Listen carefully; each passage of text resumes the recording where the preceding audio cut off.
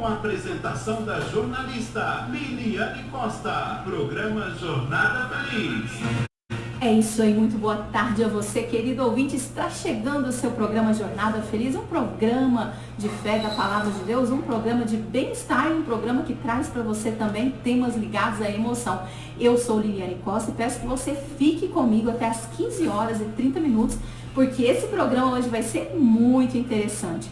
E daqui a pouco, nós vamos estar falando para você a respeito do boletim atualizado, a respeito do coronavírus, as contaminações que vêm acontecendo em Minas Gerais, no Brasil, como estão os números aqui em Uberlândia. E na hora do bate-papo, você, querido ouvinte, você é meu convidado a participar de uma pauta, de um assunto que nós trazemos aqui no programa Jornada Feliz, que é muito atual. A partir de hoje, nós iniciamos a quarentena emocional. É isso mesmo. E hoje nós vamos, na hora do bate-papo, falar sobre mente de abundância e mente de escassez. Será que é possível empreender em meio à crise? Como superar as dificuldades? Quem vai explicar para nós é o professor Wesley Ferreira. Ele também é consultor empresarial e fundador da Academia da Prosperidade. E a palavra de Deus, será que traz alguma orientação para superar tempos difíceis? Quem vai trazer orientações a esse respeito é o pastor Fernando Souza, da Primeira Igreja Batista Independente, localizada ali no bairro Martins. E você, ouvinte, pode estar participando. Eu peço que você entre em contato aqui conosco, deixe a sua pergunta no 3216-3202, o telefone da Rádio Restauração e Vida. Você também pode participar através do nosso Facebook, Liliane Costa. E todos os sábados nós jogamos as lives desse programa no YouTube. Então você pode se inscrever no nosso canal e rever esses temas. Acesse Programa Jornada Feliz no YouTube. Bom, pessoal, mas vamos então dar início, a esse programa que vem nas suas tardes de sábado para te informar, mas também com uma certa leveza. Vamos para aquele momento que vocês ficam agradando? Vem aí então, Pensamento da Tarde. Pense positivamente. Nossos pensamentos emitem ondas reais que se irradiam de nosso cérebro, formando uma atmosfera mental que é peculiar a cada pessoa. De acordo com o tipo de vibração do pensamento, atrairemos a nós todas as ondas semelhantes. Se você pensar negativamente, atrairá todos os pensamentos negativos, piorando o seu estado. Pense positivamente para atrair apenas pensamentos positivos de paz e prosperidade. Bom, gente, essa reflexão de hoje, estamos falando a respeito daquele velho ditado que muita gente já escutou, que você atrai aquilo que você pensa, aquela lei do universo lá, que você atrai aquilo que você realmente pensa. Então, se você pensar negativo, se você começar a murmurar, reclamar, o seu ambiente, o ambiente que você vive, as pessoas que estão ao seu redor vão ser contaminadas com essa energia. Mas se você se alimentar de bons pensamentos, de fé, se você se alimentar da palavra de Deus, você pode ter certeza que o seu ambiente também vai ser mudado para uma esfera mais positiva, atraindo aí bênçãos para a sua vida. Então fica essa reflexão de hoje. Daqui a pouco a gente vai entrar mais a fundo a respeito dessa questão do pensamento, a importância na nossa vida. Mas antes nós vamos então para aquele momento da hora da notícia para manter você atualizado sobre os números do coronavírus aqui na cidade de Uberlândia. Os destaques da semana. E é isso aí, dando continuidade ao programa Jornada Feliz, nós sabemos que ontem, sexta-feira, teve uma reunião entre a Prefeitura Municipal de Uberlândia e os principais representantes empresariais, rumo a tentar conter o aumento do número de infectados do coronavírus na cidade. O comércio de Uberlândia já vai começar a abrir em uma escala de revezamento. Então, para tentar auxiliar aí o transporte público para que não haja lotação dos ônibus, existe já uma escala que estabelece que cada tipo de comércio será aberto em um horário devido. Então, para vocês terem noção, pessoal que está aí nos ouvindo, padarias das 5 às 6, vão ter outros comércios das 7 às 8, outros das 8 às 9. Mas vamos ao boletim oficial. Eu trouxe aqui alguns dados para vocês, que foram os últimos dados divulgados ontem pela Prefeitura Municipal de Uberlândia, que registrou aqui na cidade de Uberlândia 248 casos confirmados de contaminação por coronavírus e 11 mortes na cidade de Uberlândia. 35 pessoas, né, então, estão com sintomas da doença, estão ocupando unidades de saúde do município, então, ou seja, estão internadas. O boletim epidemiológico da Secretaria Municipal de Saúde, da última sexta-feira, registrou 248 casos e 11 mortes na cidade de Uberlândia. Ainda de acordo com o levantamento municipal, hoje são 4.779 registros suspeitos na cidade e uma morte segue em investigação. Outros 2.241 casos já deram negativo para a contaminação do vírus e foram descartados. 35 pessoas com sintomas da doença estão ocupando unidades de saúde do município e 19 estão hospitalizados em unidade de terapia intensiva UTIs e 16 em leitos de enfermaria. Outros dados ainda a respeito sobre o coronavírus aqui na nossa região, né, na verdade no Brasil. No Brasil hoje nós estamos contabilizando 135.106 pessoas infectadas pelo coronavírus e essa informação foi publicada inclusive pelo Ministério da Saúde na última quinta-feira 7. E segundo a estimativa nacional, ao todo já foram 9.146 óbitos que já foram comprovados para a doença, com uma taxa aí de letalidade no país de 6,8%. Minas Gerais, por sua vez, tem 111 mortes atestadas para a Covid-19, segundo a Secretaria do Estado de Saúde. Contudo, outras 477 já foram descartadas e 140 ainda estão em investigação. Bom, pessoal, são números que nós temos aí que estar sempre atento, por isso faça a sua parte, né? É difícil a gente falar sobre essa questão do coronavírus, porque tem afetado tanto a vida das pessoas, e quando nós falamos de afetar, não é só afetar com pânico, medo, mas tem afetado também a economia, né? Então você tem que fazer a sua parte, porque a melhor forma de nós contermos esse vírus, eu costumo falar, é através da higiene, né? Todos nós no mundo estamos aí tendo que rever de alguma forma os nossos hábitos de higiene para nos precaver contra esse vírus que é recente, que ainda não tem vacina, mas que tem várias pesquisas aí em andamento. Né? E se você for sair, use máscara, atenda às recomendações das autoridades. Mas nós vamos estar falando sobre um desdobramento, né, uma consequência a respeito do coronavírus daqui a pouco na hora do bate-papo, porque tem muitas pessoas que elas estão com medo, né, do que vai vir depois que tudo isso passar. Né? Será que eu vou perder meu emprego? Como vai ficar a minha família? Né? Tem aquele empreendedor que a renda caiu muito. Será que existem algumas estratégias que podem ser adotadas rumo a superar a crise financeira? A gente sabe que não vai ser fácil, vai ter dificuldades, mas há sempre uma solução. E para falar sobre esse assunto daqui a pouco, na hora do bate-papo, nós vamos receber dois convidados que já estão aqui nos nossos estúdios.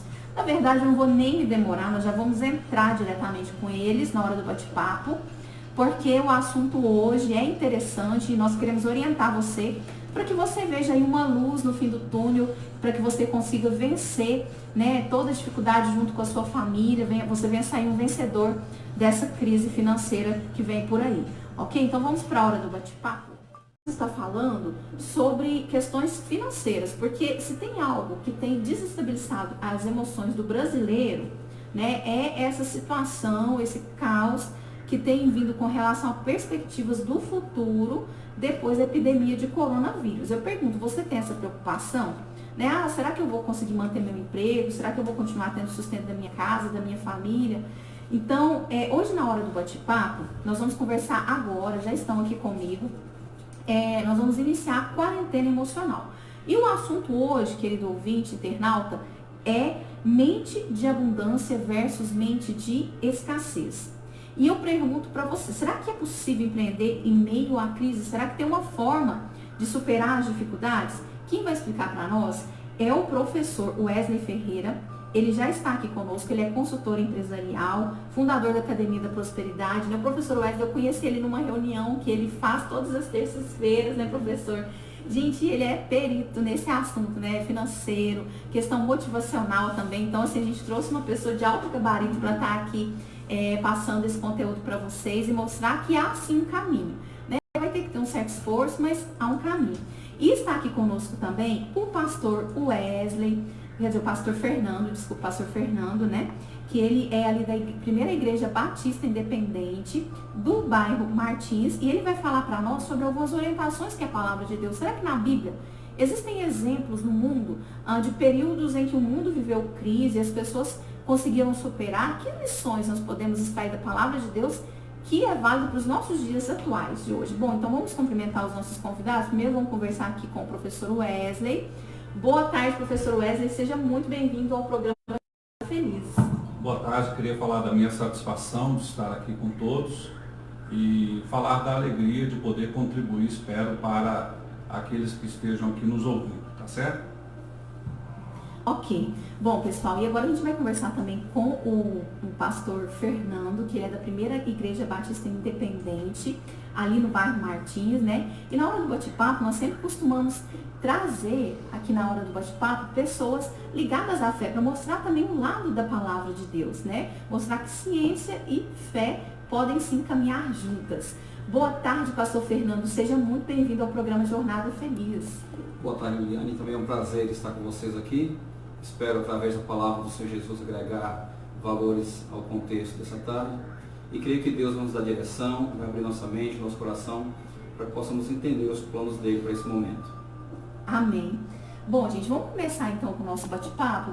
Lembrando que vocês podem estar participando através do Facebook, né? Vocês podem estar enviando a pergunta de vocês, ou então através do telefone de contato da rádio, ligando no 16 3202 e deixando aqui a sua pergunta. Vamos começar então conversando com o professor Wesley. Bom, há quem ainda negue a realidade, né, e às vezes tente resgatar o modo como conduzia a vida antes de meados de março. Mas uma coisa nós sabemos, pessoal, tudo mudou depois de março desse ano, né? Tanto os nossos hábitos, como a nossa rotina. E quando o coronavírus ele parecia ser um problema dos outros, na verdade, rápido, né, de uma forma muito rápida, foi chegando nos países e a gente sabe que hoje é um problema mundial. Quais impactos vão vir depois desse vírus, né? Qual o grande desafio de saber lidar com uma situação que os especialistas ainda não conseguem expor precedentes?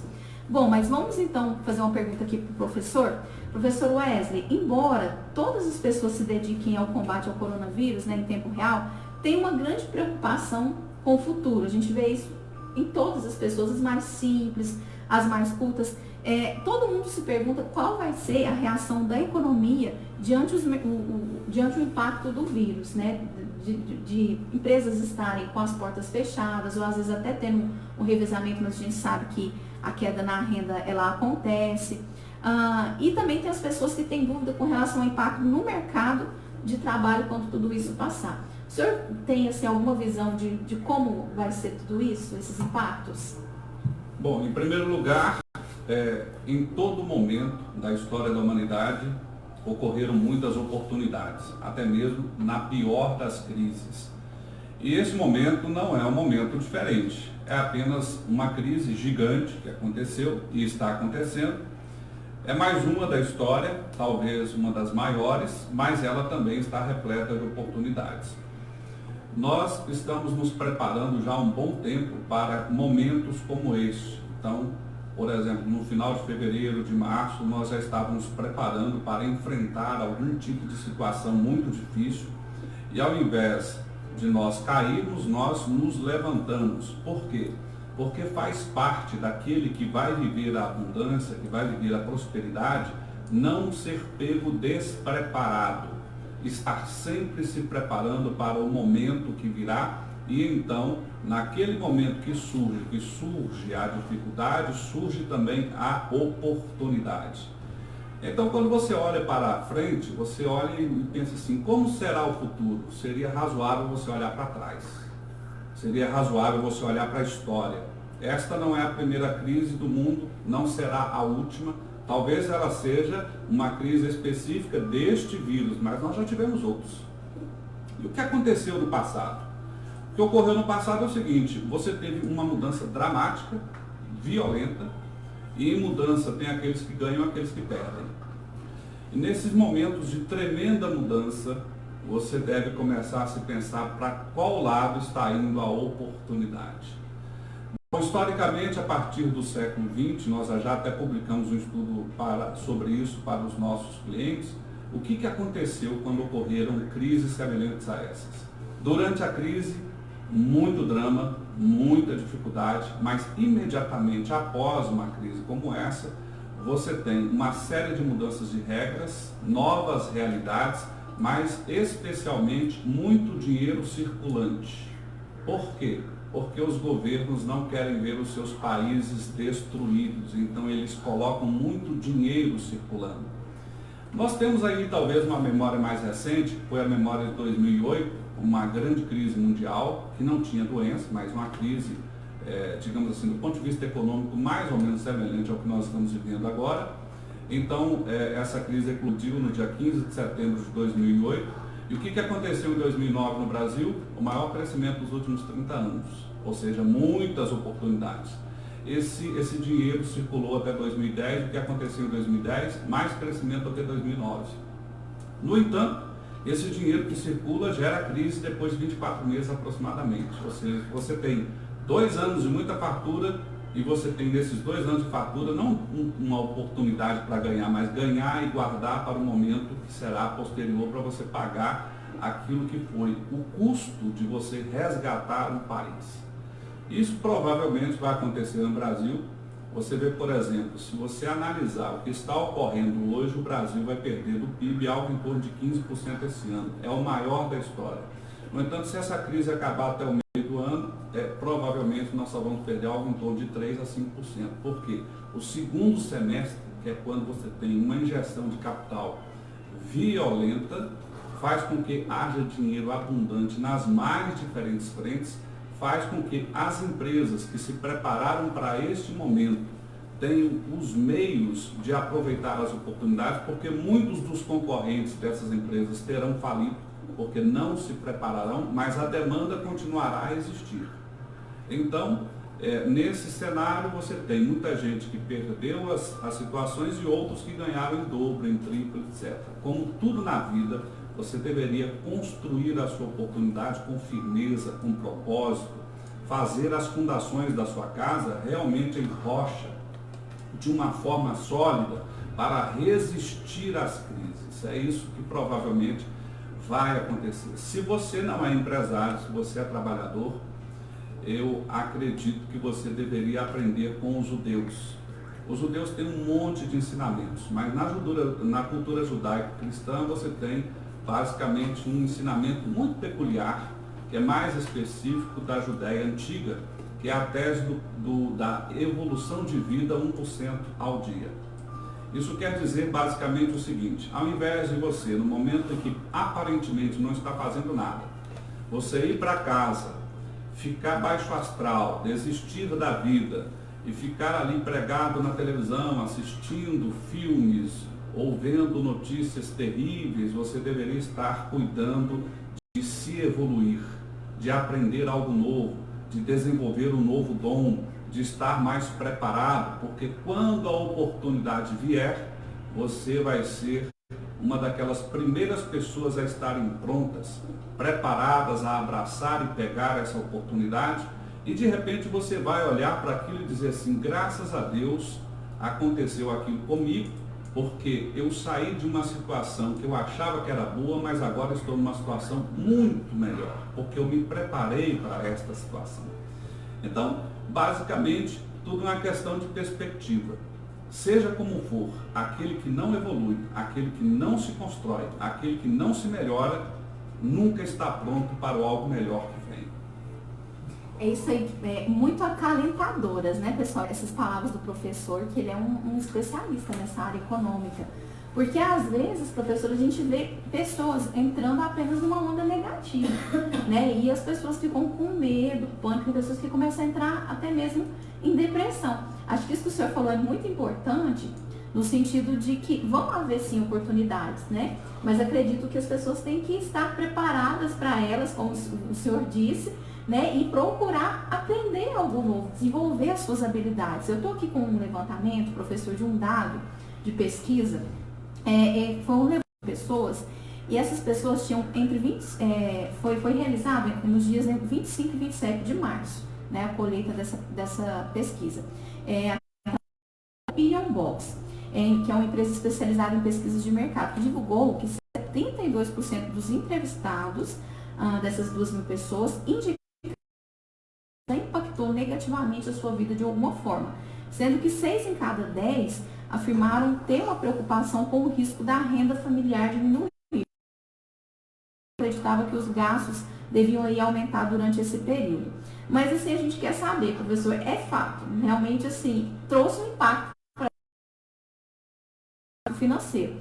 Mas existe alguma receita para superar a crise financeira pós essa pandemia? Como agir diante dessas perspectivas pessimistas? Bom, quando você olha a história, você vê que a humanidade, ela enfrentou a crise, a humanidade, eu digo, os povos, as pessoas, por meio de 5 coisas. A primeira coisa, e parecem coisas tolas, a primeira coisa que eu diria para você é o seguinte: a feita pela humanidade é não desistir. Não desistir. A crise se abateu e a maior parte disso desistiram.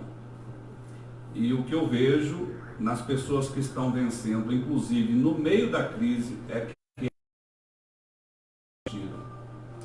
Se você é empreendedor, você também não pode desistir. Se você é um trabalhador e não um empreendedor, você não deve desistir. Eu diria para você assim, olha, foque no resultado. Se você precisa de um trabalho, bata a perna, vá atrás, telefone, ligue, melhore. Não conseguiu, se pergunte por que não consegui, mas não desista. Eu diria, já que estamos numa rádio cristã, que isso é mais ou menos semelhante a uma questão de fé. Aquele que tem fé não desiste. Quem perde a esperança já morreu. Então, quando você olha para situações, o que você poderia fazer? Eu diria, para não desistir, você não pode olhar para a coisa e falar assim, ai meu Deus, isso é maior que tudo. Maior que tudo, não. Você persistir, insistir, ir adiante, lutar. E se daquele jeito não está dando, você faz o quê? Você muda, se adapta, mas não desiste, persiste. Não deu jeito, de outra maneira, de outro jeito, de outro ângulo, mas insiste, persiste. Porque existe uma coisa no provérbio popular brasileiro que é água mole em pedra dura, tanto bate até que cura, e você vai insistir e chegará lá.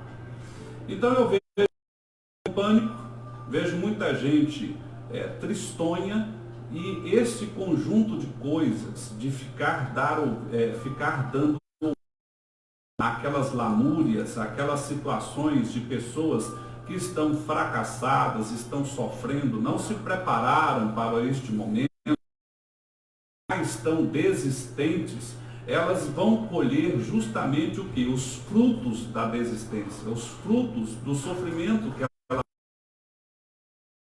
Então, a primeira coisa é não desistir. Ao longo da história da humanidade, aqueles que não desistiram obtiveram muito mais aqueles que fizeram a sua desistência formal. Mas existe mais algumas coisas que a gente pode dizer, eu vou dizer pelo menos mais uma. Dobre os seus esforços. Não só não desista, mas faça o dobro. E o dobro. E o dobro. Porque se você não desistir 4 horas por dia, já é algo muito bom, mas se você não desistir por 8, já é excepcional. E se você fizer 16, eu lhe digo, você tem que ter uma convicção imensa de vida para fazer o que você tem que fazer. Você precisa olhar para a realidade que você está enfrentando e não se acovardar perante ela.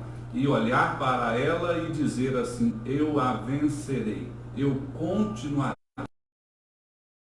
Uma coisa aparentemente boba, parece palavras aparentemente vazias, mas eu vivo isso todos os dias. E vivenciando, e eu mesmo vivencio isso.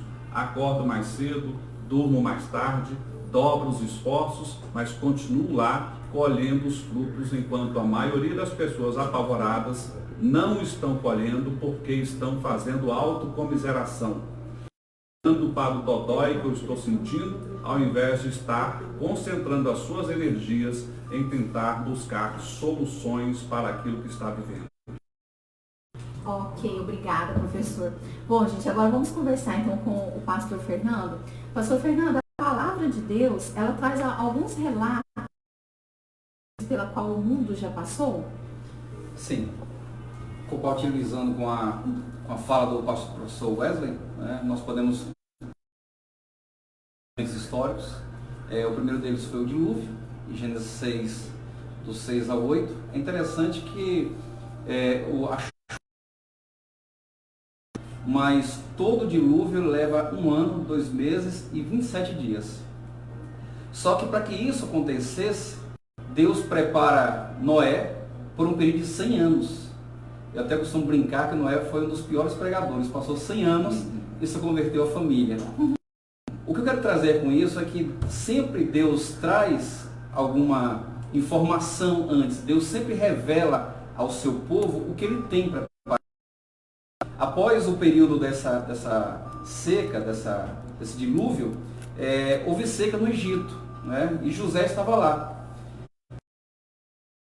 Houve seca em toda a terra, só que Deus também prepara o Egito antes, justamente com José.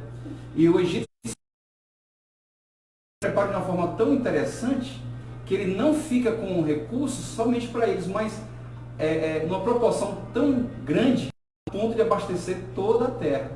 É interessante que os povos vêm para o Egito para comprar o alimento, eles começam a vender o que ele tem, depois começa a troca, depois começa a vender as terras, depois, por fim, eles terminam se vendendo. Deus preparou o povo o Egito durante 7 anos e o povo não estava preparado. Como o professor falou bem, desde o ano passado, esta crise. Na verdade, o sistema econômico está trabalhando, está lutando para se permanecer vivo e vivo bem. Mas quem não está preparado está no meio do caos. Que não esteve nesse contexto de economia, hoje está no caos. Então Deus sempre vai informando a forma como ele vai trabalhar. Depois tem Êxodo 1, a escravidão do povo, no capítulo 1, eles passam presos, que isso foi logo após a fome na terra. E nesse período Deus também prepara, porque lá em 2 Reis, capítulo 20, que o povo iria ficar preso, ele está sempre antecipando, né, sobre o peso que o povo irá passar. De rebeldias, de rebelião, de práticas ilícitas, né? E eu também tenho outro exemplo que são no Egito, quando Deus ele vai libertar o povo. E aqui eu entendo que em todo o tempo Deus está sempre informando, como hoje Deus ele continua falando conosco. A nossa diferença é que nós não damos atenção àquilo que Deus tem para nós. E em todas as 10 pragas que Deus ele usa Moisés para tratar o coração do faraó, 7 pragas, Moisés ele vai à frente. Mas as 3 primeiras pragas, que diz respeito ao solo, diz respeito às águas do Egito, Deus ordena que Moisés passe a vara para Arão. Deus trabalha com princípios. Então, se Moisés ele havia se alimentado e havia amaldiçoar a terra que ele se alimentou. Então, as 3 primeiras pragas não é Moisés que faz com a vara, é o Arão. Então, Deus trabalhando com princípios, ele está com princípios. Porque nós entendemos que quando nós quebramos o princípio, nós somos quebrados por ele. Então, Deus tem um propósito.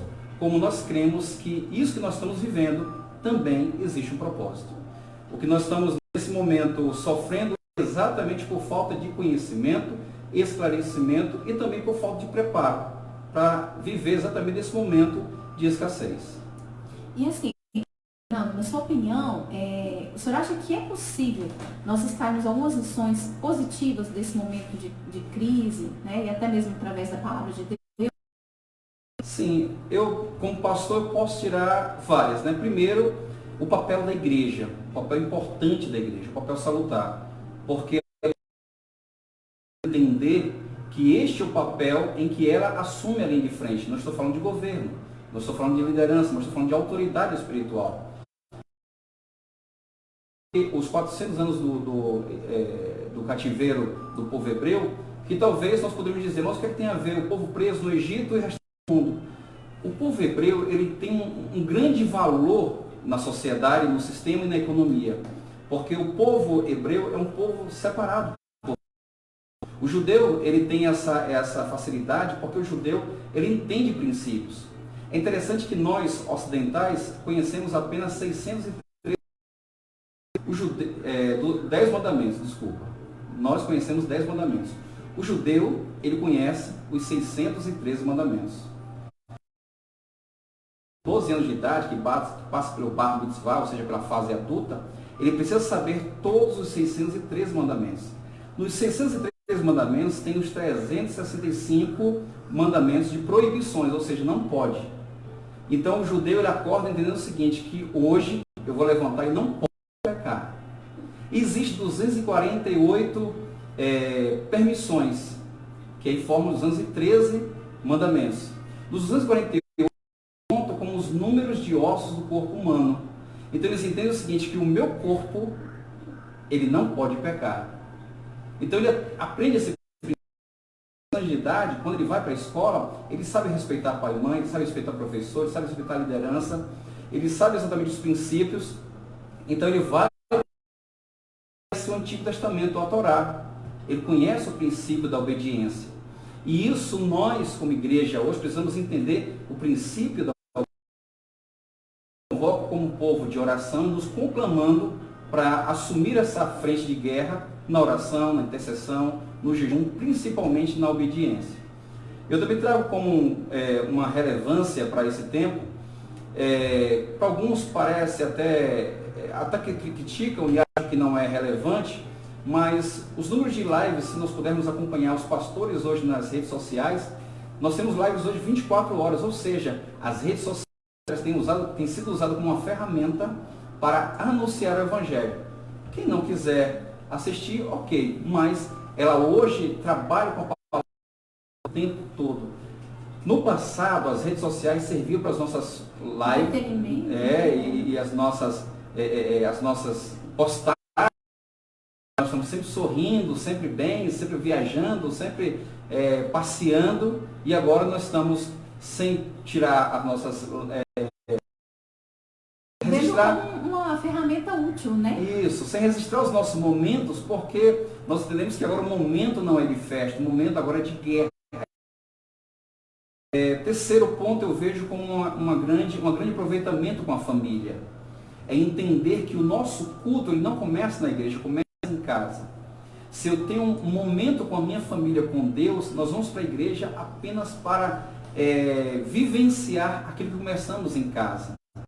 Então, a igreja não é o começo, o culto na igreja não é o começo, mas em casa.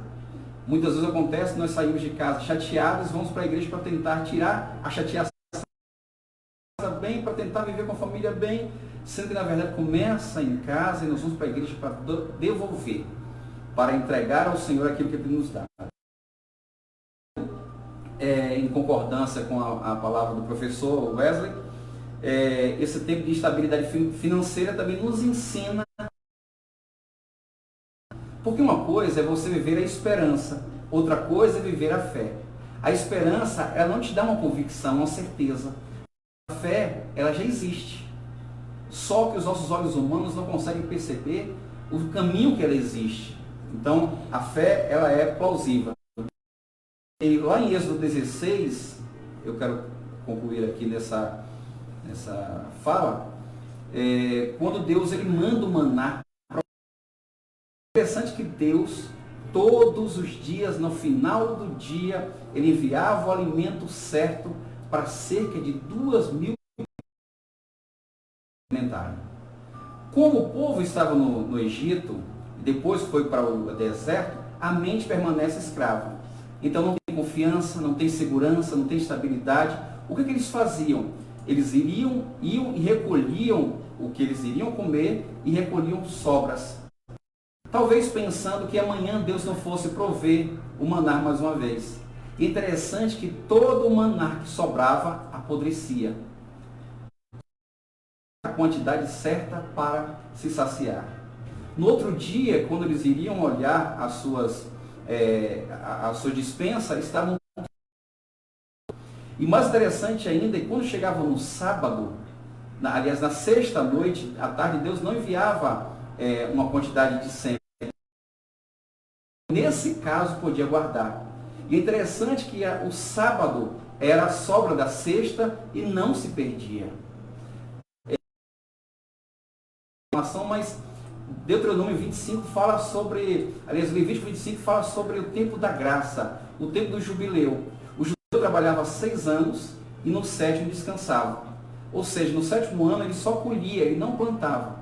Então a terra produzia para aquele ano que ele ia só colher e o outro ano que ele ia plantar. Então 2 anos Deus sustentava o povo. E mesmo assim o povo é um povo incrédulo.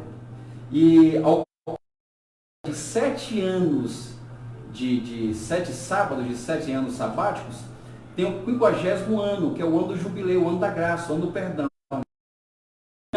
Ao chegar ao ciclo de 50 anos, os escravos eram libertos, aquelas pessoas que vendiam suas terras porque estavam apertadas financeiramente, devolviam, houvessem uma igualdade social, uma igualdade econômica entre todos. E é interessante também que vinha o 7º ano do descanso, o ano sabático, que eles não plantavam. O 50º ano, que era o ano do jubileu, não plantavam, e só iam plantar no primeiro ano do segundo ciclo, do próximo ciclo. Então eles passavam 3 anos apenas colhendo o que a terra dava. Nós podemos tirar várias lições nesse momento, e uma delas é a fé. É a confiança, a expectativa de que o Deus a quem nós servimos é sua palavra. É um Deus que provê todas as coisas. É um Deus que nos sustenta, um Deus que nos alimenta e um Deus que está sempre com os céus abertos, mesmo que nós não somos merecedores. É isso aí. E é muito interessante assim, o pastor Fernando falar sobre esse assunto, gente, porque até mesmo a questão do descanso da terra, né? Se a gente for refletir, até mesmo assim, observando nas redes sociais, tem muitas postagens do pessoal, às vezes, mostrando o comportamento dos animais, o comportamento da natureza ante essa paralisação da humanidade e mostrando algumas partes do carbono, se recuperando oceanos que estão mais limpos, né? Então, assim, a gente tem hora que a gente até fica pensando, né, gente, será que estamos colocados num cantinho, né, os seres humanos, para pensar um pouquinho, né, e refletir sobre como nós estamos administrando tudo, não só as questões de valorizar aquilo que realmente é importante, mas na administração do planeta, porque quando nós falamos a respeito da palavra de Deus, né, nós verificamos que quando Deus ele criou o homem, ao homem foi dada a responsabilidade de cuidar da terra, né, de cuidar dos animais, de administrar esses recursos. E a gente vê nos últimos tempos a natureza às vezes gritando, vamos dizer assim, chorando, né, com o descaso, a questão de produzir sem ter o cuidado. Então, assim, é interessante, pastor Fernando, porque a gente fica refletindo e lembrando, né, desses vídeos nas redes sociais, as informações que a gente vê circulando aí. Mas um outro ponto interessante, o professor Wesley, que a gente vai falar aqui agora, a respeito da mente, do pensamento, né? O povo judeu, que eles receberam a promessa de Deus de entrar na terra prometida, mas algo que era para durar, vamos dizer, 40 dias, durou 40 anos, porque foi um povo que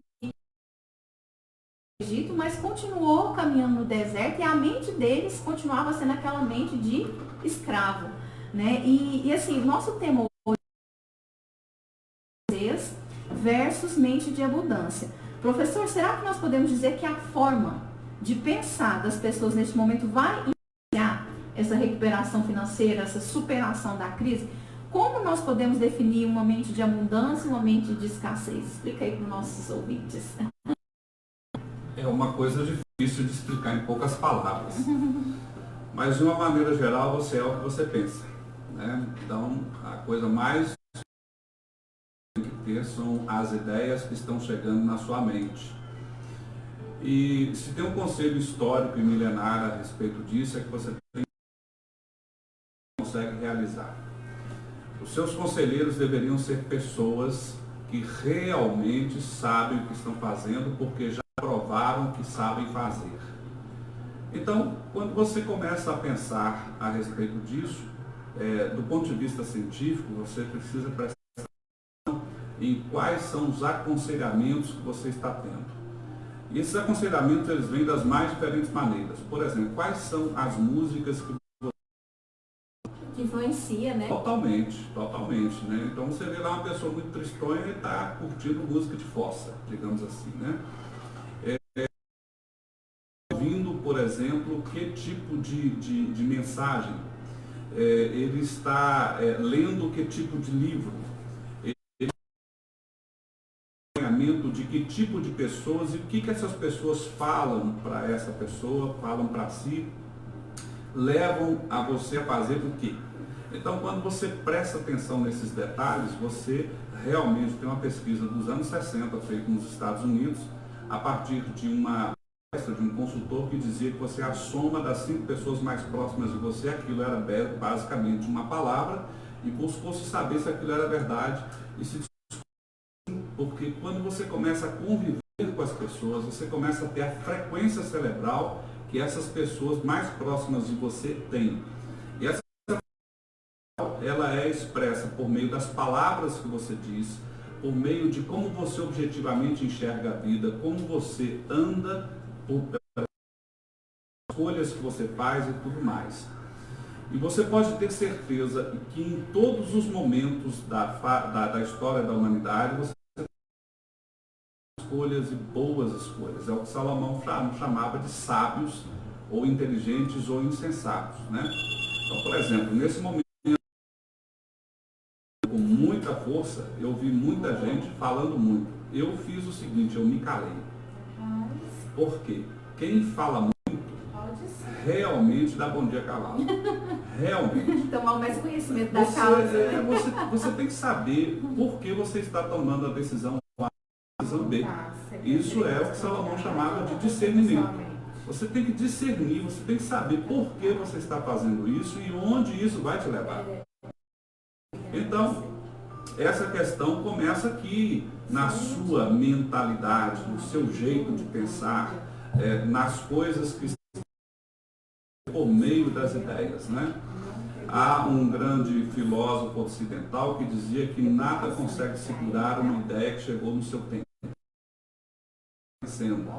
Então, as ideias, elas permeiam os seres humanos, o pensamento. Nós tomamos decisões por meio daquilo que pensamos. Chegar até as pessoas para saber se elas vão errar na vida ou vão errar na tarefa e faço uma pergunta. Me repita aí, como é que você vai fazer tal coisa?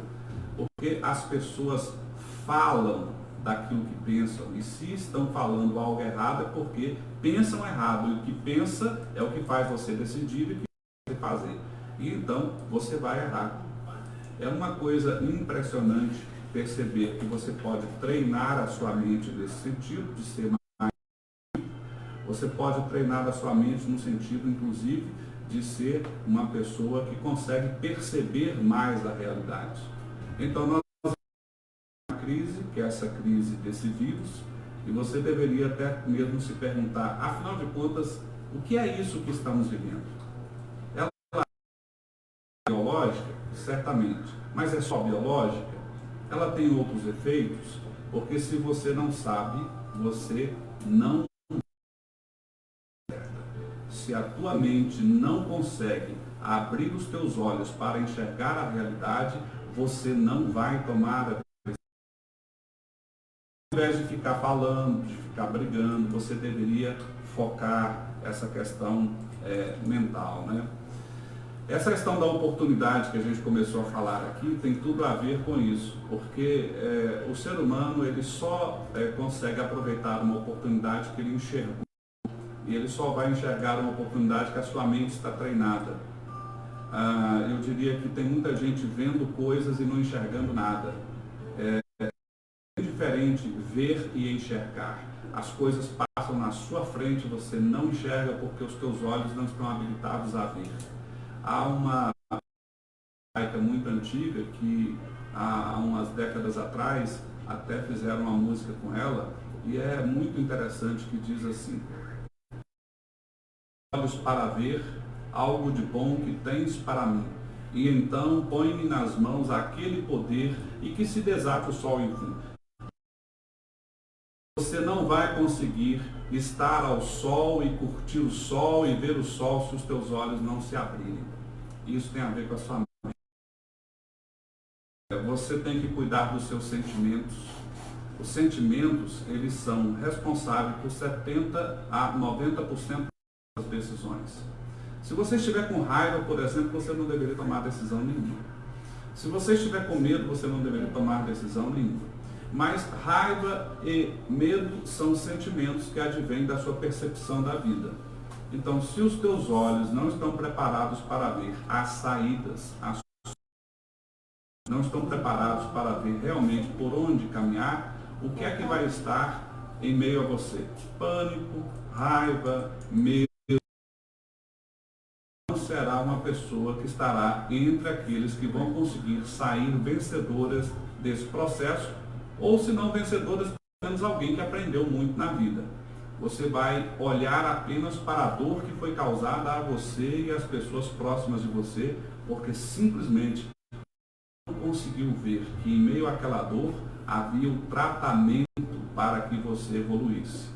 Eu conheço muitas pessoas, crises anteriores, e hoje agradecem a Deus porque aquela crise aconteceu e elas passaram a ver coisas que não viam, fundamentais para a sua caminhada, para a sua vida. Não é? Isso é treinamento, isso é técnica e isso, é claro, é. Existe uma coisa que eu admiro muito na cultura judaica, nessa questão de abrir os olhos, que é a questão da admoestação. É uma coisa que eu vejo muito no nosso povo como negativo. O judeu, historicamente, gosta de ser admoestado. É muito comum na cultura judaica você, ao tentar fazer alguma coisa, o pai já diz assim: ah, então procura o fulano, porque ele fez isso muito bem, certamente ele vai te ensinar sobre isso. E você vai lá e ouve, mesmo que você e ouve aqueles conselhos, mas não ouve um, você vai ouvir vários, você vai ser admoestado na menor das não esteja indo correto. Nós, por outro lado, não gostamos de ser admoestados. Se alguém falar algo para um brasileiro pisando na bola em tal coisa, você deveria evoluir em tal coisa, a gente se sente dolorido. Ai, não pode tal, mas a admoestação, porque a nossa mente humana, ela é limitada. E se você quiser abrir os teus olhos, você tem que ver a coisa sobre outros ângulos. E esse outro ângulo só pode ser dado por alguém que enxerga diferente, mas que conseguiu, por meio daquela forma de enxergar diferente, ser naquela questão. Tem muita gente que chega e diz assim: ah, eu estou com dificuldades, sei lá, num relacionamento. Eu falo assim: você está sendo uma pessoa muito bem no seu relacionamento, porque é essa pessoa que você deveria ir lá pedir opinião, ou seja, receber a admoestação. Como consultor também, as pessoas basicamente nos contratam para quê? Para que nós façamos a elas admoestações profissionais. A condução econômica não está certa, essa condução mercadológica não está certa, você deveria fazer assim, assado. E começa a dar ouvidos àqueles que conseguem realizar, você começa a mudar a sua frequência. Por quê? Frequência mental. Por quê? Porque você começa a andar com aqueles que sabem fazer acontecer e dar ouvidos a essas pessoas, e quando nós damos ouvidos, nós começamos a imitar essas pessoas. Ou seja, nós começamos a olhar e dizer: eu quero ser parecido com aquilo e obter mais ou menos os resultados. O ser humano tem uma necessidade de ter uma referência. Então, eu pergunto para você, olhe para a sua vida, preste atenção nas referências que você tem. Ouça muito aqueles que estão dando certo naquilo. Se você não fizer isso, a sua mente vai fracassar no princípio elementar, porque você não verá o caminho em que vai te levar a soluções e não vai ter uma vida harmônica. Infelizmente, é isso que é provado sobre os mais diferentes aspectos das pesquisas que começaram a ser feitas nessa área a partir dos anos 60 do século XX. Mas muito interessante, professor, né? Então, acho que a gente até pode falar de abundância, a mente de escassez, como o senhor falou aqui, né? Porque foi assim que eu peguei, que eu achei muito interessante. Ela é totalmente influenciada pelo ambiente, pessoas que estão junto conosco, que ouvimos, né? Tem um detalhe, né? Que é um detalhe sentimental sobre isso. Os sentimentos. A soberba, de certa forma, talvez seja um sentimento, eu não sei classificar muito bem. Orgulho, né? Mas o fato é que se você quiser realmente abrir a tua visão e ser assertivo, você precisa abandonar a soberba. Você imagina, por exemplo, a quantidade de vezes que eu gostaria de decidir assim, assim, assado, aí eu paro e ouço, ouvir, obter a admoestação, né? Você vê, por exemplo, você vai nas igrejas, aí você vê as pessoas cheias de problemas, normalmente são aqueles que não são humildes para realmente querer ver o que fazer. E outro ponto que eu achei muito interessante que o senhor falou aqui, porque, por exemplo, a gente está vivendo um mundo hoje que a gente vê assim, muitas vozes se levantando, todo mundo quer falar, mas quando você vê a questão da compreensão, do ouvir, para ter a sabedoria de entender, né, a empatia, de aprender com a experiência do outro, é onde as pessoas às vezes acabam quebrando a cabeça, né? Então, nós podemos falar que é algo essencial nesse momento de crise que a gente está vivendo, de dificuldade, será as pessoas, né, estarem atentas, né, a ouvir especialistas naquela área, não é, professor? Eu queria dizer assim que, seja a crise que for, as pessoas que não sucumbem, passam por transformações. Ontem mesmo eu estava precisando de um profissional, lembrei de um profissional que nós havíamos contratado para uma empresa há um tempo atrás, e uma pessoa muito decisiva, eu sabendo que a empresa em que ele estava trabalhando estava por fechar. Então eu telefonei para a pessoa e disse assim, olha, é verdade que o lugar que você está trabalhando está caminhando para fechar, hoje é o último dia. Olha, eu tenho uma possibilidade aqui para você, é assim, assim, quero uma possibilidade melhor. E ele disse assim, puxa, eu estava pensando, eu trabalhei tanto, fiz tudo tão certo, por que isso estava acontecendo comigo? E eu vejo exatamente que procuram fazer o melhor, que procuram fazer o que é o mais certo, de dar o máximo resultado possível, de servir. Por mais que haja crise, as oportunidades continuam batendo a porta dessas pessoas, né?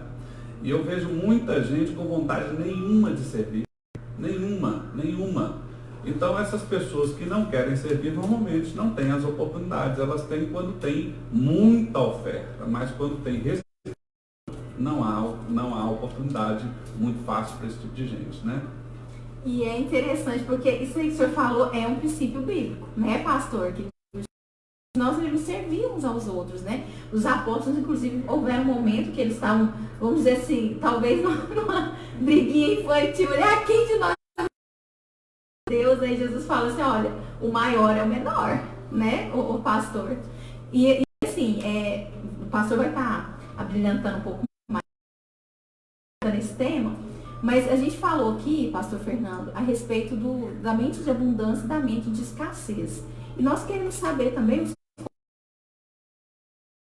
a palavra de Deus traz reflexões sobre esse assunto, pensamento positivo versus pensamento negativo. Eu vou começar a minha fala com a resposta da ouvinte Clarinda, né, que nos fez aqui. Eu quero parabenizar pela participação dela e também pela pergunta, né? Ela me fez a pergunta, por que Israel não pegou coronavírus? A verdade, eu me preocupei, né? Me preocupei em buscar as informações, mas na verdade Israel hoje tem 16.444 casos. e 11.313 pessoas curadas. Eu acho que baixo, né, para uma população de cerca de 9 milhões de habitantes, de 245 pessoas que morreram, né, que morreram. Ainda falando sobre mente abundante, o judeu ele tem essa mente abundante. O judeu ele tem um esclarecimento da obediência, né? E eu acho interessante que o Benjamin Netanyahu, né, o primeiro-ministro Netanyahu, ministro de Israel, ele trouxe uma solução e publicou a proposta de Israel, né, que seria o isolamento social. E isso tem trazido resultado para Israel, né? Separou os idosos, né, as pessoas de grupo de risco, e eles expõem apenas os mais novos, eles estejam naquele ciclo de convívio, né? Mas respondendo a pergunta da dona Clarinda, eu e é o ponto principal de todos nós. Como eu falei no início, o judeu ele já cresce com a mentalidade divina, ele volta a sua mente para Deus. O que ele se preocupa em obedecer. Como nós estamos falando, o judeu ele tem 613 mandamentos, ele cumpre todos eles. Por isso que eles prosperam, por isso que eles crescem, por isso que Deus direciona. Eles realmente estão na crise também, estão na pandemia também, têm a direção de como fazer, de como proceder. Eles sempre estiveram em guerra. É interessante que Israel ele sempre participou de guerra, e em muitos casos com um menor de soldados, mas sempre saiu vitorioso. Josué, ele enfrenta uma guerra, batalhas. Josué, quando assume o lugar de Moisés, ele era um imaturo, ele não tinha maturidade. E Deus, por 9 vezes, ele quando chama Josué, ele diz: Josué, tenha ânimo, não desanime. Eu estou com você. Josué, em todo o seu tempo de batalha, perdeu apenas uma única guerra por conta da maldição do povo. O povo, ele desobedeceu. Naquela guerra específica, Josué, ele tinha um número maior de soldados para vencer a guerra contra o seu oponente, mas ele estava tão consciente, tão seguro de que Deus dava vitória com um número pequeno, que ele foi com um número de 3.000 soldados apenas. Só que ele perde a guerra não pelos soldados, mas pela desobediência. Acredito que o que falta para nós, a nossa humanidade hoje, é perceber que Deus é as coisas. Por mais que nós tentamos fugir, mas Deus é o centro. Eu queria trazer informação bíblica da sua pergunta. Coríntios capítulo 2, a partir do versículo 6, eu quero ler apenas 3 versículos, que diz o seguinte: entretanto falamos de sabedoria, mas não de sabedoria dessa era, ou dos poderosos dessa era, que está sendo reduzida a nada. Ao contrário, falamos da sabedoria de Deus, do mistério que estava oculto, o qual Deus preordenou antes do que é a nossa glória. Nenhum dos poderosos dessa era o entendeu, pois se o tivesse, não teria crucificado o Senhor da glória. Todavia, como está escrito, olho nenhum viu, ouvido nenhum ouviu, mente nenhum Deus preparou para aqueles que o amam. O que a gente entende nesse versículo, ele está explicando quem conheceu a mente do Senhor para que possa retribuí-lo. Paulo ele faz uso de uma palavra de Isaías, capítulo 43. E depois ele volta a falar sobre o mesmo assunto da mente de Cristo em Romanos capítulo 11. E quando Paulo fala sobre a mente de Cristo, depois ele recheia com esse versículo 9, olho nenhum viu, ouvido nenhum ouviu, mente nenhuma pôde entender o que Deus preparou. Nós pensamos o tempo todo que Paulo está exaltando o que Deus está guardando para nós. Paulo, no início do seu ministério, ele passou 3 anos na Arábia, como está lá em Gálatas capítulo 1, versículo 17, e nesse tempo ele teve uma experiência. Então ele fala, o que eu aprendi não foi de homens, mas ele teve a revelação de Deus. E por ter a revelação de Deus, Paulo começa a dizer o seguinte: olha, a mente de Deus é grande, tão forte, que ele até escreve a sua segunda carta aos Coríntios, capítulo 11, diz o seguinte: olha, o que eu ouvi são coisas indizíveis. inteligente, ele sabia usar muito bem as palavras, mas ele não sabia explicar porque o que ele viu não estava dentro do seu contexto racional. Ele não poderia exemplificar com palavras. É tanto que o simples João, né, de Patmos, ele tem a revelação né? E eu acho fenomenal quando quando Jesus ele leva João para ter essa revelação do que está acontecendo, do que iria acontecer. E hoje também já está escrito em Apocalipse, né? Nós estamos vivendo o princípio das dores, até depois vir a tribulação. Quando Jesus leva João, a primeira visão de João no céu é da sala do trono. Da frente, pela sala principal. Ele não vai por outras partes do céu e depois vai até o trono, até onde Deus está. Ele vai primeiro aonde Deus está. E quando João ele começa a relatar isso, ele fala, eu vi um trono e alguém estava sentado. Ele não ousa dizer que está sentado porque ele diz, eu não consigo ver o seu rosto. Ele começa a comparar o brilho com pedras preciosas. Né? Então eu trouxe a analogia do João, porque o João ele procura igualar o que ele viu. Né? Ele diz o seguinte, as ruas no céu são como ruas de ouro. Na verdade nós sabemos que no céu não vai ter. O que tem no céu é superior ao ouro. E se a gente até pudesse imaginar ouro no céu, ele seria apenas os trápolis aos pés.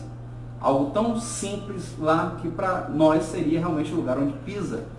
Mas Paulo ele é mais ousado e ao mesmo tempo tenebroso no que ele vai fazer o seguinte, eu não consigo trazer palavras para explicar o que Deus reservou para mim.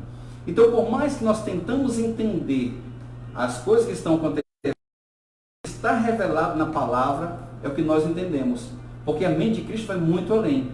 Então, o professor começou falando bem sobre as que influenciam o seu meio. Né? E você começa a absorver os hábitos daquela pessoa e você começa a pensar parecido, você falar parecido, de repente você está envolvido. Né? E hoje as redes sociais têm tido esse efeito de nos deixar vulneráveis em relação ao nosso raciocínio. E a gente fica pensando, criando dúvidas em relação a isso. A palavra do Senhor Jesus deixa clara que o que Ele tem para nós é seguro, é algo concreto, é algo real. Mas a nossa incredulidade nos permite ver que amanhã vai vir um maná. A nossa obediência, a nossa fragilidade nos possibilita desobedecer, que é mais fácil do que obedecer, e ir na contramão e ao mesmo tempo Deus tem promessa.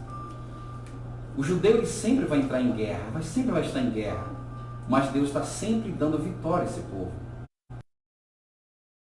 Sempre em guerra, como sempre passamos por outras guerras, por outras crises, por outras gripes, mas se o povo, que é o que está lá em 2 Crônicas, capítulo 7, no verso 13, que diz que por mais que eu cerre os céus, e por mais que venha fome, e por mais que venha a praga e venha a peste, no verso 14 diz, se o meu povo, que se chama pelo meu nome, se humilhar e orar e me buscar, dos céus eu ouvirei e curarei, sararei a minha terra. Então, por mais que tudo esteja fechado, por mais que tudo esteja blindado, tudo esteja lacrado, no versículo 13 diz isso, o verso 14 diz, se meu povo se humilhar, orar e me buscar, faz parte de você entender que Deus tem algo proveitoso para cada um de nós. A nossa luta mental hoje, nosso bloqueio mental hoje vem exatamente da nossa falta de fé. E o que por onde entra a fé? Qual é a porta da fé? Os ouvidos. Ouvir e ouvir a palavra. A incredulidade também vem pelo ouvir. É interessante que Jesus nos chama de ovelhas. Lá em João capítulo 10, no versículo 11, ele fala que é o bom pastor. A ovelha, ela não enxerga bem, mas a ovelha ouve muito bem. A ovelha não segue o pastor porque ela está vendo, mas porque ela está ouvindo. Para um pastor conduzir uma ovelha, ele não vai atrás empurrando, ele vai conduzindo as ovelhas para aquele caminho. Então, tudo em nós começa a partir da obediência. Se nós entendemos que nós estamos sendo por tantas informações, por tantas guerras nas mídias, né, nós estamos entrando nessa guerra também. O que falta para nós é da palavra. Rapidamente, tem uma história que o Pugin ele conta, que ele conheceu uma senhora que tinha muitos bens, e essa não tinha nenhum parente próximo que pudesse deixar os seus bens. E a senhora, depois de muitos anos, ela morreu. E quando ela morreu, ela deixou para sua empregada um testamento. Nesse testamento continha todos os bens que era dela e estava passando para a sua empregada. Como a sua empregada era muito simples, ela não sabia ler, o que ela fez? Ela colocou o testamento num quadro e pendurou na parede. Ela não sabia naquele quadro. Até que um dia, em uma visita, o Pungi ele descobriu esse testamento. E lutou com os advogados para que pudesse esses bens. E aquela mulher, ela conseguiu depois. Só que aquela mulher estava tão velha que ela não conseguiu aproveitar os bens que ela tinha. Ela tinha ali na sua parede riquezas, bens, tudo que ela poderia precisar para desfrutar a sua vida, mas não desfrutou por falta de conhecimento. A palavra de Deus, ela é a nossa direção, ela é a nossa bússola, ela é o nosso norte.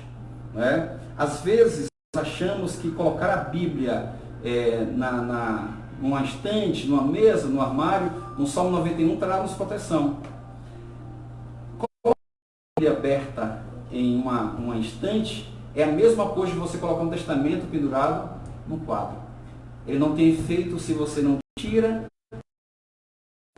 Então, Paulo nos alerta que ninguém conheceu a Deus a ponto de aconselhar a Deus.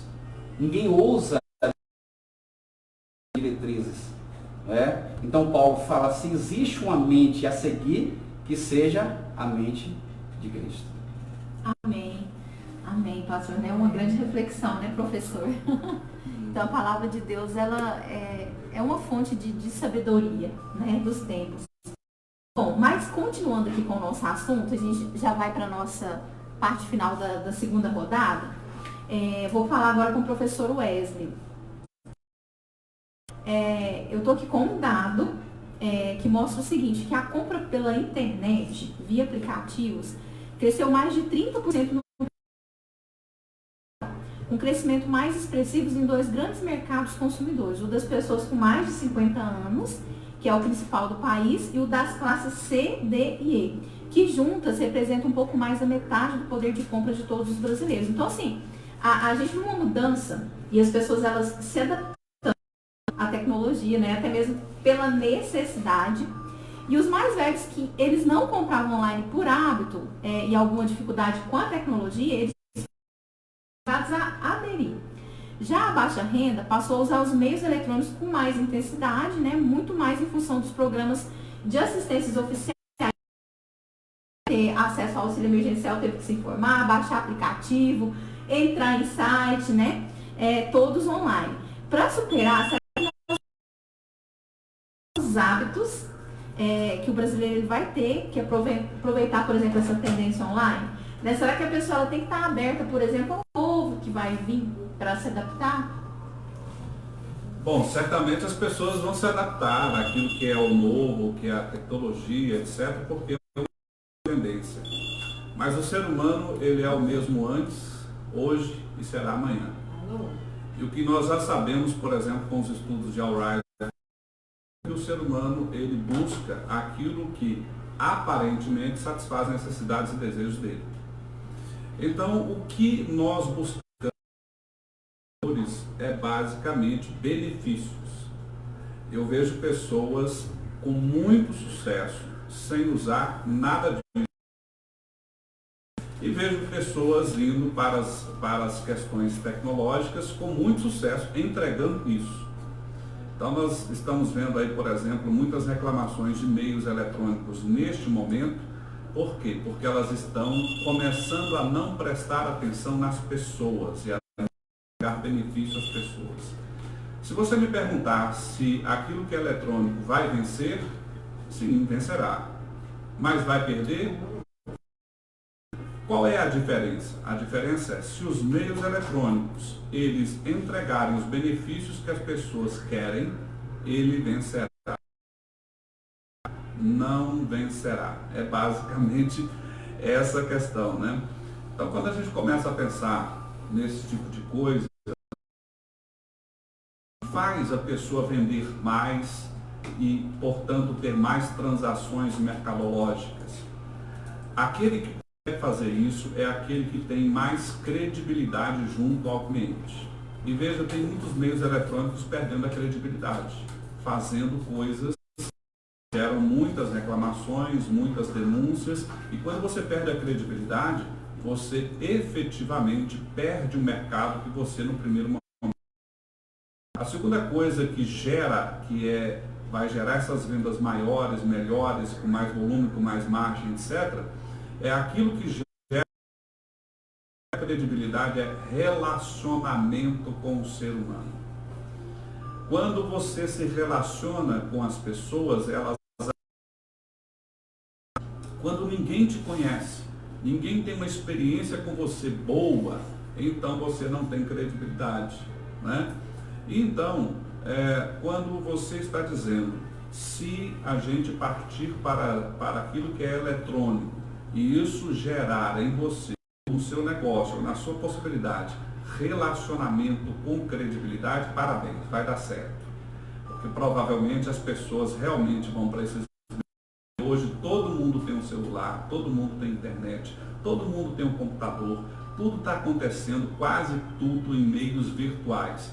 Mas virtuais fazem as pessoas passar pela experiência e pensar, olha, eu era feliz quando eu fazia aquela outra coisa. Por quê? Porque teve um relacionamento que gerou a essa pessoa credibilidade.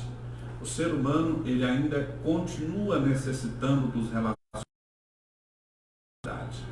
E eu vejo hoje as pessoas achando que simplesmente porque ter uma tecnologia, tem um robô, vai gerar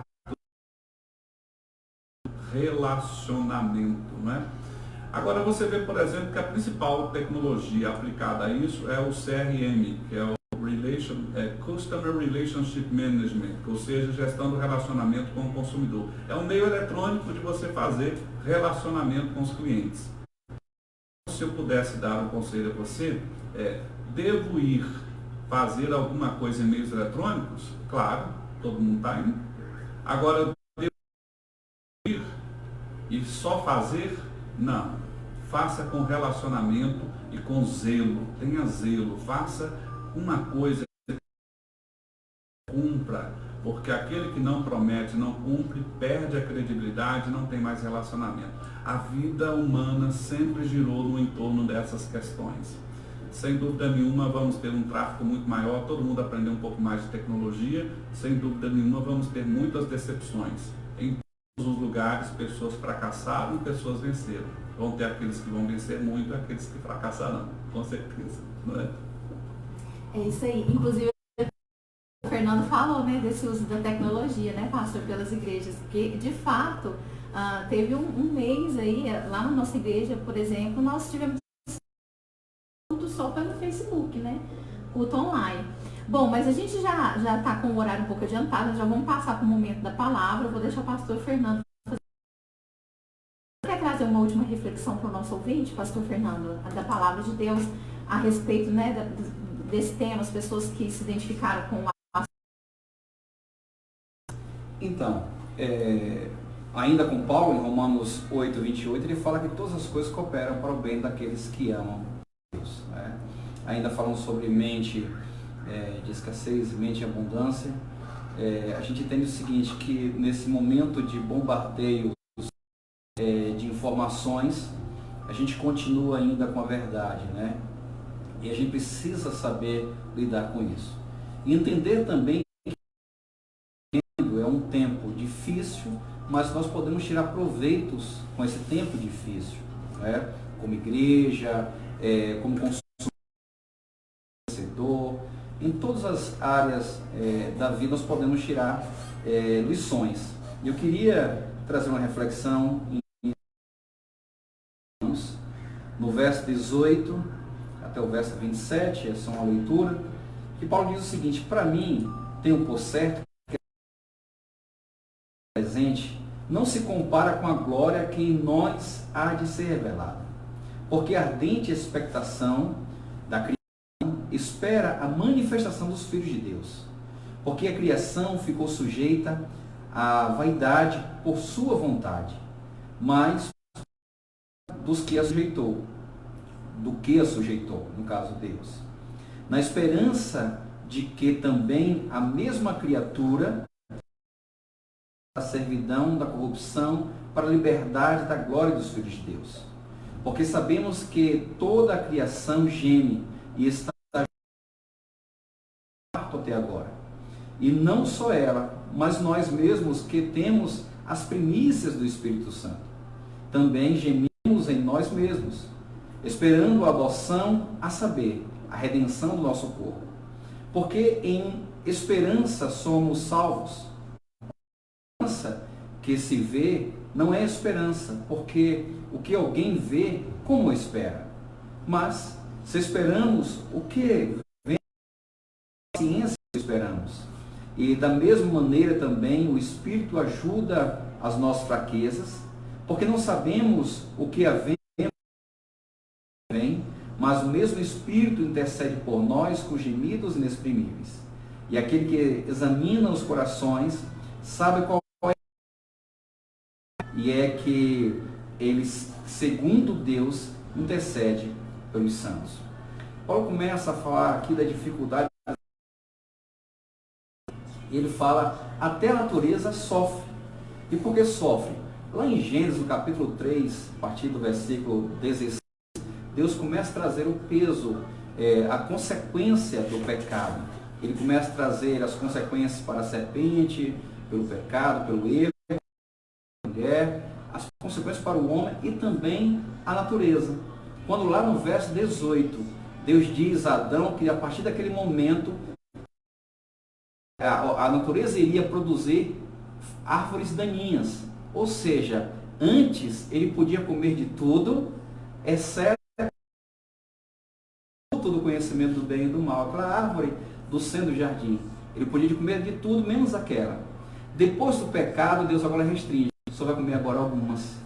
Né? A ambição do homem levou ele à restrição. E o que nós entendemos aqui, que Paulo traz para nós, é que nós temos a expectativa de que algo está para acontecer de uma forma maravilhosa.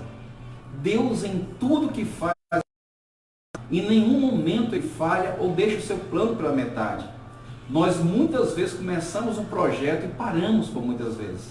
Por falta de projeto, por falta de ideias, por falta de tantas coisas. Mas o Deus a que nós servimos, ele planejou a nossa salvação desde o Ele sabe, ao longo desses anos inteiros, ele sabe exatamente o que está acontecendo, o que vai acontecer. A minha palavra de hoje é uma palavra de fé e ânimo. Eu louvo a Deus pelas palavras do professor. Eu aprendi muito com o senhor hoje. Isso traz muitos esclarecimentos para mim. Entender esse contexto comercial, econômico que nós estamos vivendo hoje, essas crises que nos limitam algumas coisas, nos deixam sem norte. Não é? E a palavra de Deus nos direciona dentro dessa maturidade cristã a gente melhorar as nossas economias, para melhorar o nosso desenvolvimento, para melhorar o nosso psique, né? Para melhorar os nossos instrução para tudo. Como viver bem, como viver melhor. Paulo ele escreve aos Efésios, no capítulo 1, ele começa a dizer, olha, aquele que roubava, não roube mais. Antes trabalhe para ter alguma coisa de bom para dar a alguém. Então não roube, não é por você, mas pelo outro. Não é por você, é pelo outro, mas ao contrário, diga para ele apenas palavras de bênção. Então a preocupação de Paulo é que seja sempre um cara de relacionamento bom, que as pessoas possam ser edificadas. Porque a palavra de Deus ela tem esse poder de edificar as nossas vidas. E assim como a palavra de Deus nos impulsiona, nos prepara, bom, nós precisamos viver nessa expectativa. Finalizando a minha palavra, Lucas capítulo 21, Lucas diz: o Filho do Homem virá nas nuvens com poder e grande glória. Nossa expectativa é essa, que Jesus está voltando. Maranata, né, pastor? Maranata. Bom, professor, o senhor quer deixar uma última reflexão para os nossos ouvintes a respeito dos temas que tratamos aqui? Eu venho de uma família muito humilde e tive no início da minha vida muitas dificuldades financeiras. E logo no início da minha infância eu perguntei ao meu pai o que ele esperava de mim quando crescesse, e ele disse o seguinte: seja o que você for enfrentar, seja como for, aonde for, que você possa fazer o melhor que você puder, para que tudo que você tocar, aonde você pisar, seja o melhor que você puder. Você não, mas você pode o seu máximo. Eu acordo todos os dias me perguntando se hoje eu fiz o suficiente que me é possível. Se você, ao acordar, está se entregando às lamúrias, você não está dando o seu máximo. Você pode fazer melhor do que você já fez todos os dias da sua vida. E tenho certeza que se você passar a fazer isso, ao seu redor pode não ter o maior conforto da vida, mas haverão flores que certamente serão providenciadas, mas aquelas cheirosas o possível, para que possam ilustrar a sua vida e você possa perceber que talvez lembrado da face da terra, mas os minutos, as horas, os dias, os meses que Deus permitiu que você vivesse, e que você possa fazer isso, porque certamente quem planta colhe. Muito obrigado. Amém. Glória a Deus. Professor, fala um pouquinho também sobre a sua consultoria, Academia da Prosperidade, o pessoal que quiser encontrar, né, no YouTube, ter a oportunidade de participações. Bom, nós temos uma empresa de consultoria há 30 anos, nós fazemos gestão compartilhada, nós já temos mais de 200 empresas no Brasil, em 23 estados brasileiros. Eu estava distante do meu estado natal, que é Minas Gerais. Em junho do ano passado, nós fizemos uma opção familiar de voltar para a nossa terra. Todos os dias eu agradeço poder comer o pão de queijo, poder conversar com as pessoas com o nosso sotaque, comer a nossa comida. Eu me emociono e estou muito feliz de ter aberto, como os meus filhos diziam, a vida não é só dinheiro, é importante viver também aquilo que se ama. E eu estou aqui voltando a ser mineiro como vocês. E digo, para mim, é o melhor lugar da face da terra. Eu queria dizer também que a nossa empresa ela atua em diversas frentes. Vocês podem achar no nosso site, GEIN Consultoria, GEIN Consultoria na internet. E a Academia da Prosperidade, ele é um movimento voluntário criado há alguns anos atrás, porque nós estávamos muito preocupados em servir. E então nós começamos esse movimento no Nordeste, no seu principal lugar, que foi em Natal, 258 empreendedores ligados. E chegando aqui, nós também nos propusemos a fazer isso. A academia uma reunião formal todas as terças-feiras. Tem um canal no YouTube, se você for lá no YouTube, Academia da Prosperidade, você vai achar umas 200 sobre esse tema. Por incrível que pareça, embora pareça assim, uma coisa de autoajuda, não, é uma coisa muito científica, né? Porque a prosperidade é um conceito científico que quer dizer o seguinte: se você é próspero, você está gerindo a sua vida e também a sua carreira por 3 aspectos. Você está fazendo coisas que vão ao final e ao cabo gerar mais dinheiro para você. Mas as pessoas que são tão pobres que só têm dinheiro, porque a prosperidade é um conceito muito mais abrangente. É você também conseguir ter tempo e dinheiro para cuidar. E o terceiro pilar é você ter tempo e dinheiro para cuidar dos relacionamentos. Se você não cuida da sua casa, da sua família, da sua esposa, você não é próspero. Você é um miserável que está passando pela face da terra. Se você não zela por aquilo que come, por aquilo que o teu corpo seja capaz de levar você a viver o melhor que você puder aqui, você vive uma vida miserável, cheia de dores. Então, se você é uma pessoa que trabalha demais, muito, mas você está jogando a sua saúde no lixo, está jogando os seus relacionamentos no lixo, e ao final e ao cabo você olha, você talvez tenha só dinheiro e talvez nem mesmo isso você está fazendo alguma. Então a academia surgiu porque nós fazemos essas questões das empresas e nós gostaríamos de deixar um legado, de servir as pessoas. Muitas vezes conseguimos transmitir isso por meio de um conhecimento, porque envolve um volume robusto de livros para as pessoas lerem. Então nós estamos tentando simples, o máximo que nós pudermos.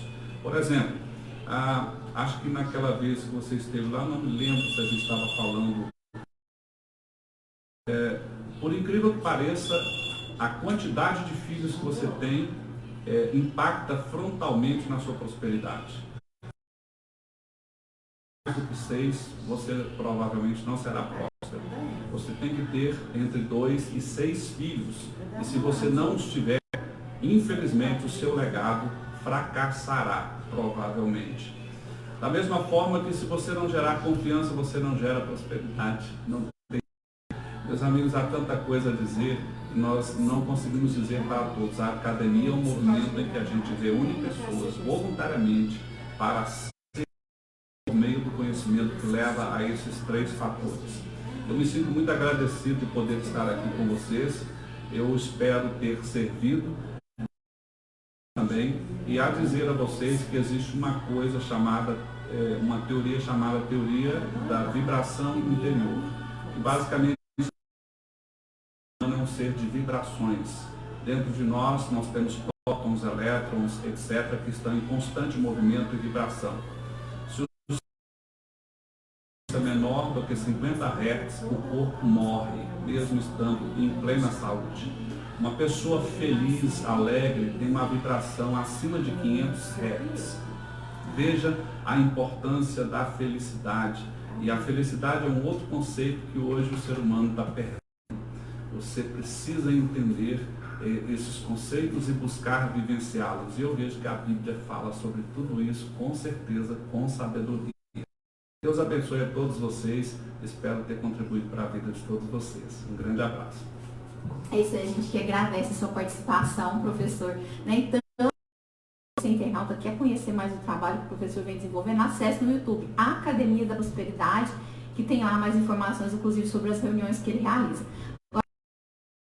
Obrigada, pastor Fernando, pela sua presença aqui também. Trouxe ensinamentos maravilhosos da palavra de Deus para nós hoje. Fala um pouquinho sobre os trabalhos da igreja. A nossa igreja tem endereço na Avenida Araguari, 2310, no bairro Martins. Atualmente nós estamos no culto com algumas pessoas presenciais, mas voltamos para a live. Para encontrar a nossa igreja na live, ela é Igreja Batista Independente de Uberlândia. Seria a primeira Igreja Batista Independente de Uberlândia, mas nós usamos o primeiro não como numeral, mas como letra, né? E indica a primeira. A nossa igreja é uma igreja simples, mas nós temos dificuldade de falar em outra coisa não ser de Jesus. O nosso foco é Ele, as pregações se baseiam nele, e eu costumo dizer que o céu ele só é interessante porque Jesus está lá. Os demais itens e componentes, ele só é brilhante, ele só é agradável, ele só é deslumbrante porque a pessoa de Jesus está lá. Se ele sair do céu e for para outro endereço, eu quero então que esse Jesus ele possa nos direcionar a termos a nossa vida baseada nele. E quando ele voltar, níveis para a sua volta.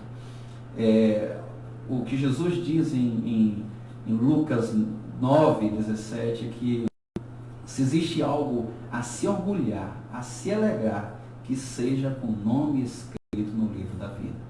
Essa é a nossa alegria, a nossa honra de ter